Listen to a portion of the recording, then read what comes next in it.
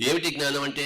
ఈ ఉన్నదంతా ఈశావాస్యం ఇదం సర్వం యత్కించ జగత్యాం జగత్, అది జ్ఞానము.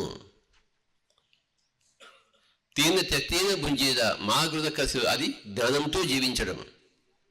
శృతిలో సంగీతం పాడటం, శృతి పెట్టుకుని శృతిలో సంగీతం పాడటం, జ్ఞానం గుర్తుంచుకుంటూ ఆ జ్ఞానంలో జీవించడం. మొట్టమొదటి సెంటెన్స్ జ్ఞానాన్ని సూచిస్తుంది, రెండవ సెంటెన్స్ ఆ జ్ఞానంలో జీవించడాన్ని సూచిస్తుంది. ఈశావాస్యం ఇదం సర్వం యత్ కించ జగత్యాం జగత్, ఇది సత్యాన్ని సూచిస్తుంది. నువ్వు ఎలా జీవించాలి సత్యంలో? తేన త్యక్తేన భుంజేద మా గృధ కస్య స్వేదనం. నీది కాదనుకుంటూ నువ్వు భుజించు, పక్క వాళ్ళ మీద ఆధిపత్యం నీకు లేదు.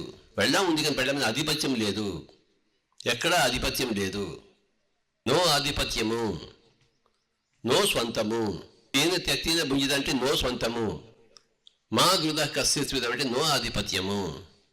మొట్టమొదటి సెంటెన్స్ జ్ఞానాన్ని సూచిస్తుంది, ఏమిటి సత్యమో ఏంటి జ్ఞానమో. రెండోది ఎలా ఆ సత్యంలో జ్ఞానంలో ఎలా జీవించాలో చెప్తుంది. ఈశావాస్యం ఇదం సర్వం యత్ కించ జగత్యాం జగత్ తేన త్యక్తేన భుంజేద మా గృధ కస్య స్వేదనం. మొట్టమొదటి పదంలో సత్యం ఏమిటో జ్ఞానం ఏంటో చెప్తుంది, రెండో పదంలో ఆ సత్యంలో జ్ఞానంలో ఎలా జీవించాలో చెప్తుంది. నాకెంతో ఇష్టమైన శ్లోకం ఇది ఈశావాస్యోపనిషత్తులో.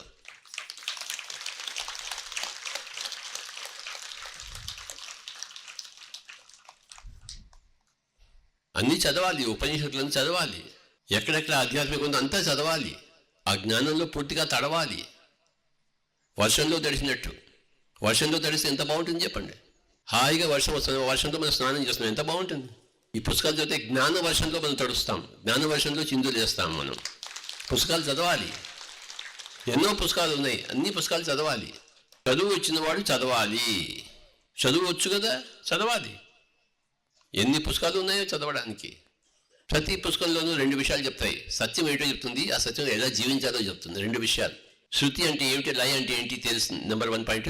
ఆ శృతిలో ఎలా రాగాలు పాడాలి, కీర్తనలు పాడాలి, లయ, అది రెండవ పాట. సంగతులు ఎలా వేయాలి, ఆ శృతిలో ఉంటూ ఆ లయలో ఉంటూ ఎన్ని సంగతులు వేస్తావో నువ్వు, ఎంత విన్యాసం చేస్తావో, ఆ సత్యంలో జ్ఞానంలో ఉంటూ ఎలా జీవిస్తావో, ఇదే చెప్పేది ఆధ్యాత్మిక పుస్తకాలన్నీ.